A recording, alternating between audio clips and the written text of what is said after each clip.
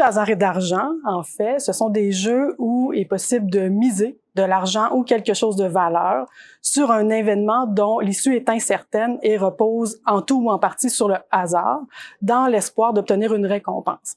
Les jeux de hasard et d'argent en ligne sont associés à davantage de méfaits que les jeux de hasard et d'argent hors ligne. Donc, par méfait, on réfère notamment à des conséquences sur le plan individuel, donc au plan financier, de la santé mentale, mais aussi au plan familial, au plan professionnel, au plan social et pour la communauté de façon générale.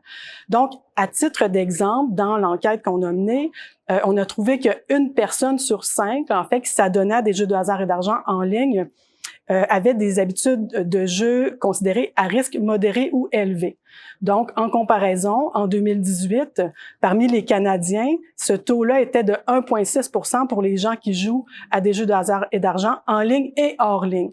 Donc, il y a vraiment une préoccupation importante là, par rapport aux méfaits qui sont associés aux jeux en ligne.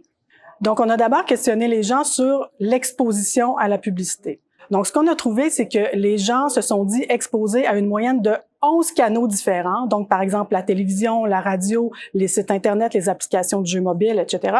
Donc, exposés à une moyenne de 11 canaux dans la dernière année par rapport à la publicité sur les jeux de hasard et d'argent en ligne. Donc, ça, c'est une première chose. Ensuite, ce qu'on a constaté, c'est que les personnes se sont dites exposées de manière hebdomadaire à quotidienne dans des proportions de 10 à 52% selon les différents canaux. Ensuite, dans nos travaux, on a aussi essayé de documenter l'impact de la publicité plus spécifiquement. Ce qu'on a trouvé, c'est cohérent avec la littérature actuelle ailleurs dans le monde, c'est-à-dire qu'effectivement, les personnes qui vivent plus de méfaits avec les jeux de hasard et d'argent en ligne vont se dire plus influencées par la publicité. Elles vont dire avoir davantage tendance à parier après avoir vu de la publicité. Elles vont dire que la publicité suscite davantage leur intérêt envers les jeux de hasard et d'argent. Et elles vont aussi dire parier de manière plus risquée en raison de la publicité. Le fait que parmi les gens qui avaient des habitudes considérées à risque modéré et élevé, près de 50% de ces gens-là ont déclaré qu'en fait, la publicité les avait incités à jouer alors qu'elles tentaient d'arrêter ou qu'elles avaient arrêté de jouer. Donc, on a vraiment ici un impact concret de la publicité pour les personnes qui sont lésées par le jeu, dans les faits. La recommandation serait d'avoir une approche collective à ces méfaits-là. Et qu'est-ce que ça l'implique? Qu'est-ce que ça commande d'avoir une approche collective? C'est que chaque acteur impliqué prenne sa part de responsabilité, que ce soit l'industrie, les décideurs, les gouvernements et la communauté scientifique également. Donc, concrètement, une des pistes de solution serait, par exemple, de s'intéresser non seulement au comportement d'usage des jeux de hasard et d'argent, mais aussi aux politiques qui engendrent des méfaits. Par exemple, l'absence d'encadrement de la publicité et des pratiques commerciales, ça engendre des méfaits pour les personnes qui vivent déjà des méfaits avec les jeux de hasard et d'argent en ligne et hors ligne par ailleurs. Donc, une recommandation serait de mieux encadrer à tout le moins les pratiques commerciales en matière de publicité ou au mieux peut-être même de l'interdire, comme c'est le cas pour les produits du tabac ou plus récemment pour le cannabis, par exemple. Donc, comme il y a plusieurs opérateurs qui sont difficilement rejoignables en termes juridiques.